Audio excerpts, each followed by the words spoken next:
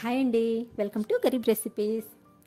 ఈరోజు వీడియోలో మంచి టేస్టీ అండ్ హెల్దీ బ్రేక్ఫాస్ట్ రెసిపీని చూపించబోతున్నాను ఫ్రెండ్స్. చాలా మంచి రెసిపీ ఇది, చాలా టేస్టీగా ఉంటుంది.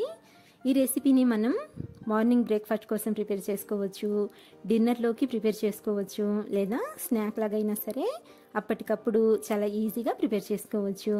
ఇందులోకి ఎలాంటి సైడ్ కర్రీ అవసరం లేదండి, ఇలాగే తినేయచ్చు.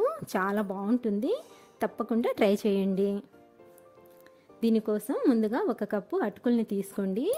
ఈ అటుకుల్ని జల్లించి తీసుకున్నట్లయితే ఇందులో ఏమైనా దుమ్ము ఉన్నా ఆ దుమ్మంతా పోయి అటుకులు క్లీన్ అయిపోతాయండి. ఇప్పుడు ఈ అటుకుల్ని ఒక మిక్సీ జార్లోకి తీసుకొని మెత్తగా పౌడర్ లాగా గ్రైండ్ చేసి తీసుకోవాలి.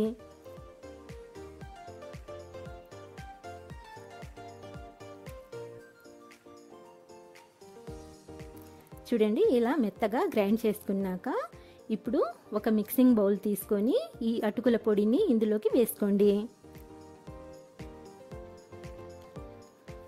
ఇప్పుడు ఇందులోకి 1/2 టీ స్పూన్ కారం వేసుకోండి, 1 teaspoon red chilli flakes వేసుకోండి.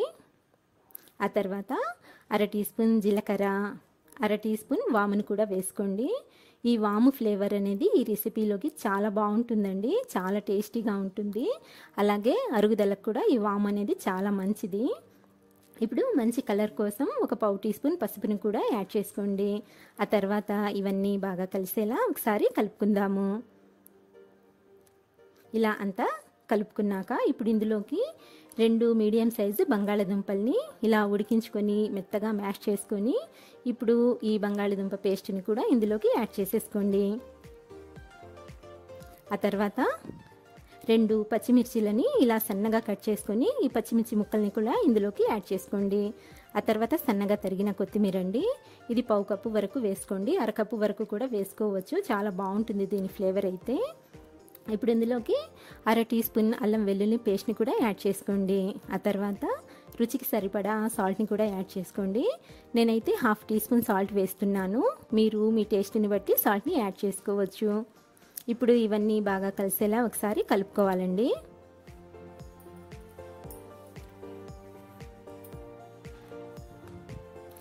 ఇలా అంతా కలుపుకున్నాక ఇక్కడ చూడండి, ఈ పిండి అనేది మనకు కొంచెం గట్టిగా అనిపిస్తుంది కదా, ఇందులోకి ఇప్పుడు కొద్దిగా వాటర్ని యాడ్ చేసుకుందాము.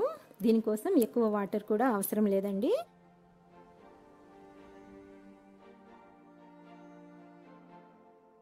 టీ గ్లాస్తో 1 గ్లాసు వాటర్ని తీసుకొని కొద్దిగా యాడ్ చేసుకుంటూ ఈ పిండిని ఇలా కొంచెం సాఫ్ట్గా కలుపుకోవాలి. ఇలా కలుపుకున్నాక ఇప్పుడు బైండింగ్ కోసము ఇందులోకి 1/2 కప్పు గోధుమ పిండిని యాడ్ చేసుకోవాలండి. ఈ గోధుమ పిండిని కూడా కొద్దిగా యాడ్ చేసుకుంటూ ఈ పిండిని కలుపుకోవాలి.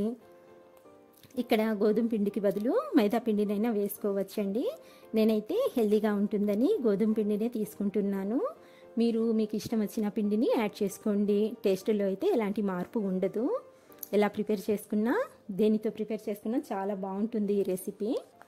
చూడండి, ఇలా ముద్దలా కలుపుకున్నాక ఇప్పుడు 1 టీ స్పూన్ ఆయిల్ని ఇలా పైన అప్లై చేసుకొని ఈ పిండిని ఒక 10 నిమిషాల వరకు పక్కన పెట్టేసుకుందాము.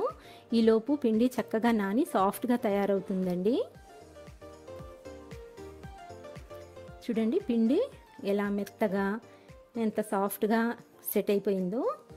ఇప్పుడు ఈ పిండిలో నుంచి కొద్దిగా ఇలా పిండి ముద్దని తీసుకొని రౌండ్గా బాల్ లాగా ప్రిపేర్ చేసుకోండి.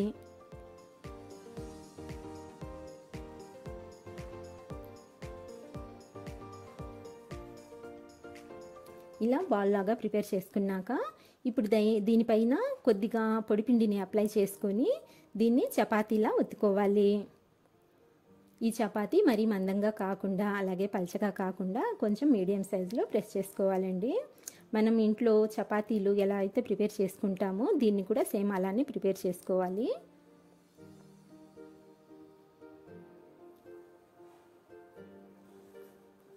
చాలా సింపుల్ రెసిపీ అండి, చాలా ఈజీగా ప్రిపేర్ చేసుకోవచ్చు. ఇలా చపాతీని ప్రిపేర్ చేసుకున్నాక ఇప్పుడు ఒక బౌల్ని తీసుకోండి. ఇలా బౌల్ అయినా సరే లేదా ఒక గ్లాస్ అయినా సరే అంచులు షార్ప్గా ఉండేది తీసుకోండి. ఇప్పుడు ఇలా సర్కిల్స్ వచ్చేలా కట్ చేసుకోవాలండి. ఇక్కడ చూపించే విధంగా ఇలా సర్కిల్స్లా కట్ చేసుకొని ఇప్పుడు ఈ ఎక్స్ట్రా పిండిని తీసేయాలి.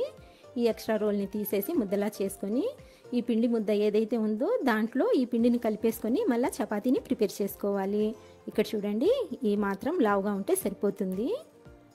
ఇప్పుడు వీటిని ఒక ప్లేట్లోకి తీసుకుందాము. ఇలాగే పూరీలన్నింటినీ ప్రిపేర్ చేసుకున్నాక వీటిని ఇప్పుడు పక్కన పెట్టేసుకొని స్టవ్ ఆన్ చేసుకుందాము. స్టవ్ ఆన్ చేసి ప్యాన్ పెట్టుకొని ఇప్పుడు డీప్ ఫ్రైకి సరిపడా ఆయిల్ని వేసి ఆయిల్ని వేడి చేసుకోవాలి.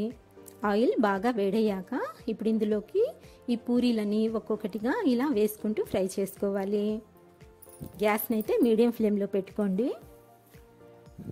ఈ పూరీలని వేసిన వెంటనే కదపకూడదండి, ఎందుకంటే విరిగిపోయే ఛాన్సెస్ ఉంటాయి. ఇవి ఎప్పుడైతే వాటంతటా అవే ఇలా పైకి తేలుతాయో అప్పుడే వీటిని కలపాలి.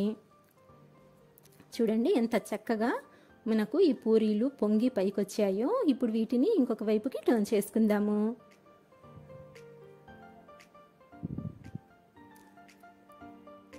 ఇలా రెండు వైపులా తిప్పుకుంటూ మంచి గోల్డెన్ కలర్ వచ్చేంత వరకు ఈ పూరీలన్నీ ఫ్రై చేసుకోవాలి. గ్యాస్ని అయితే లో టు మీడియం ఫ్లేమ్లోకి అడ్జస్ట్ చేసుకోండి. అప్పుడే పూరీలు క్రిస్పీగా ఫ్రై అవుతాయండి. లోపల సాఫ్ట్గా పైన క్రంచీగా చాలా టేస్టీగా ఉంటాయి. చూడండి మంచి కలర్లోకి వచ్చేసాయి మన చిట్టి పూరీలు. ఇప్పుడు వీటిని తీసి ఒక ప్లేట్లోకి వేసుకుందాము. ఇప్పుడు మిగతా పూరీలని కూడా ఇలాగే ఫ్రై చేసుకొని తీసుకోవాలి.